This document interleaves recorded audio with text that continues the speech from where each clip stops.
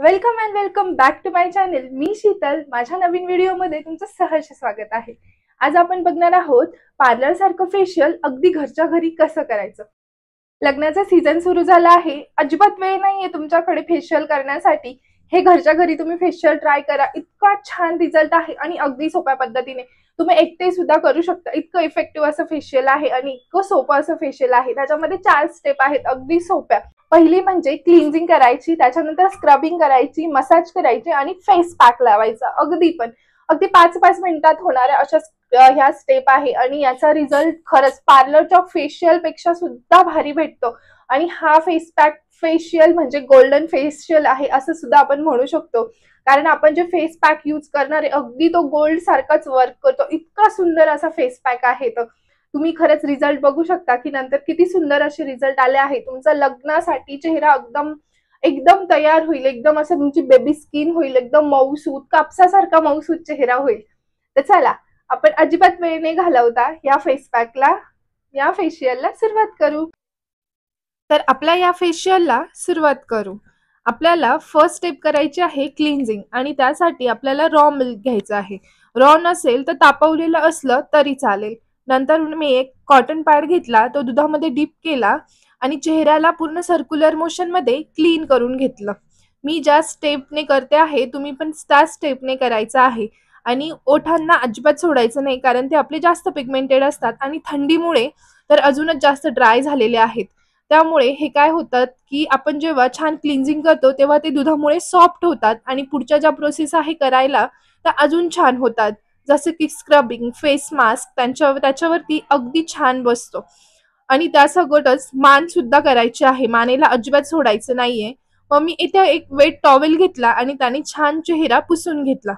तुम्ही हवा असेल तर धुवू सुद्धा शकता चेहरा. त्यानंतर आपली दुसरी स्टेप आहे स्क्रबिंग. तुम्ही बघितलं असेल की एकाच क्लिन्झिंग मध्ये किती माझ्या चेहऱ्यावरती ग्लो आलेला आहे. आता स्क्रबिंग करण्यासाठी आपल्याला काय करायचं आहे, मसूर डाळ आणि तांदूळ मिक्सरमध्ये थोडंसं बारीक करून घ्यायचं आहे.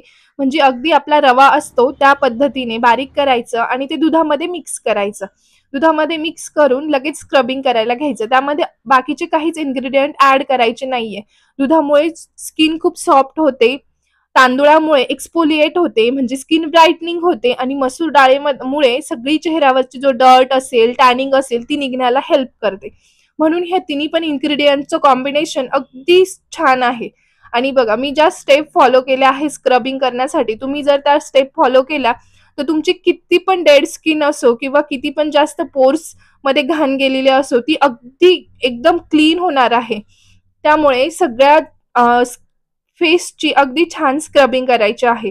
आणि ओठांना सुद्धा जेंटल जेंटल मसाजने थोडंसं स्क्रब करायचं आहे. जास्त करायचं नाही, नाहीतर ओठांना इजा होण्याची शक्यता असते. म्हणून अगदी अलगद हाताने स्क्रबिंग करायचे आहे. आता स्क्रबिंग केल्यानंतर मी लगेच माझं फेस वॉश करून घेतलं आणि बघा आपली स्किन एकदम छान एक्सफोलिएट झाली आहे. सगळे स्पोर्स छान ओपन झालेले आहेत. आता आपला थर्ड पार्ट आहे आपल्या फेशियलचा, तो म्हणजे आहे मसाज. आता मसाज करण्यासाठी तुम्ही कोणतंही तेल वापरू शकता. कोकोनट ऑइल झालं, तुमच्याकडे तिळाचं तेल असेल, मोहरीचं तेल असेल, हे सगळे तेल चालतील. ऑलिव्ह ऑइल असेल, आल्मंड ऑइल असेल, हे सगळे तेल चालतील आणि सगळे उत्तम असतात. आपल्याला फक्त मसाजसाठी यूज करायचं आहे. ते आपल्या चेहऱ्यावरती जास्त वेळ राहणार नाहीये. त्याच्यामुळे पिंपल्स, कुणाची जर ऑइली स्किन असेल तर त्यांना पिंपल्स येण्याची वगैरे पण शक्यता नाहीये, कारण आपण हे तेल पूर्ण पुसून काढणार आहोत लगेच. आणि मी अशा या स्टेप आहेत काही मसाज करण्याच्या, त्यांनी मसाज करते. तर तुम्ही पण या स्टेप फॉलो करू शकता. आणि तुम्ही जर हे रोज जर मसाज केली 5 मिनिट तर तुमची जी स्किन आहे ती सुद्धा लिफ्ट व्हायला मदत करते आणि ज्या तुमच्या चेहऱ्यावरती सुरकुत्या पडलेल्या आहेत त्या सुद्धा कमी व्हायला मदत करते. खूप हेल्पफुल अशी मसाज असते आणि हप्त्यातून एकदा तरी करायलाच पाहिजे असं मला वाटतं. त्यानंतर स्किनवरचं ऑइल सगळं पुसून घ्यायचं आणि आपली फोर्थ स्टेप करायला सुरुवात करू, ते म्हणजे फेस पॅक. आता फेस पॅक बनवण्यासाठी मी 2 चमचे बेसन घेतलं आहे. बेसनामुळे चेहरा छान ग्लो करतो आणि जी एक्सेसिव्ह ऑइल असतं ते सुद्धा खेचून काढतं आणि सॉफ्ट बनवतं. हळदीमध्ये अँटीबॅक्टेरियल प्रॉपर्टीज असतात, त्यामुळे पिंपल्स वगैरे, छोटी पुरळ वगैरे जर असेल तर ती कमी होते. आणि चंदन पावडर घेतली आहे। चंदन पावडर थंडीमध्ये तर खूपच छान असते स्किन नरिशमेंटसाठी। मध घेतला आहे, हे मध स्किनला सॉफ्ट करतं। आणि शेवटी घेतलेला आहे दूध। दुधामुळे अगदी आपला एकदा चेहरा क्लीन अँड क्लिअर दिसतो। तर मी हे पूर्ण फेस पॅक चेहऱ्याला लावून घेत आहे।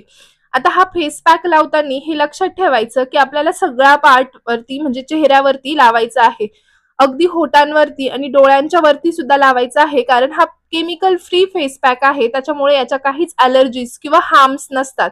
मानेला वगैरे पण लावायचा आहे। जर तुमच्याकडे जास्त फेस पॅक असेल तर तुम्ही डबल डबल लेअर सुद्धा याच्यावरती देऊ शकता। आणि ह्या फेस पॅकला अगदी फक्त 10 मिनिटं ठेवायचं आहे। जास्त वेळ तुमच्याकडे वेळ असेल तर 15 मिनिटं सुद्धा ठेवू शकता, पण 10 मिनिटं सुद्धा सफिशियंट आहे। आणि मी आता चेहरा वॉश करून घेतलेला आहे आणि बघा किती छान ह्या फेशियलचे रिझल्ट आलेले आहेत। माझं जिथं मनकी पॅच म्हणतात म्हणजे तिथं तोंडाच्या तिथे असतो ना, तिथे माझा चेहरा थोडा डार्क असतो, फेस थोडं डार्क होतं। तर बघा तो मनकी पॅचला सुद्धा अगदी किती फरक पडलेला आहे आणि इतका छान चेहरा ग्लो केलाय चेहऱ्याने। एकदम आपण जसं मार्केटमध्ये फेशियल करतो अगदी तसंच फेशियल केलेलं आहे। आणि लगेच स्किप करू नका, कारण पुढच्या ज्या 2 स्टेप मी सांगणार आहे त्या खूप इम्पॉर्टंट आहे। बघा, जेव्हा आपण फेशियल करतो तेव्हा आपले सगळे पोर्स ओपन झालेले असतात। यावरती तुम्ही कोणतं पण एक टोनर वापरलं तर अगदी उत्तम। टोनर म्हणजे काय, किंवा मग आईस पॅक लावला तरी चालेल। एक बर्फ घ्यायचा, तो कपड्यामध्ये टाकायचा आणि त्यांना पूर्ण चेहऱ्यावरती फिरवून घ्यायचं, म्हणजे आपल्या चेहऱ्यावरचे जे पोर्स आहेत ते सगळे बंद होतात। आणि छान असं मॉइश्चरायझर लावायचं, मॉइश्चरायझर लावणं पण गरजेचं आहे। मला माहिती तुम्हाला या फेशियल मधली प्रत्येक स्टेप अगदी आवडली आहे आणि तुम्ही सगळेजण घरी नक्कीच ट्राय करणार आहे। तर मला कमेंटमध्ये नक्की सांगा तुम्ही ट्राय केलं की नाही आणि रिझल्ट कसे होते। आणि माझ्या चॅनलला सबस्क्राईब करायला अजिबात विसरू नका। लाईक करा, शेअर करा, कमेंट पण करा आणि अशाच नवनवीन व्हिडिओसाठी मला बघत राहा। बाय बाय, भेटू नेक्स्ट व्हिडिओमध्ये।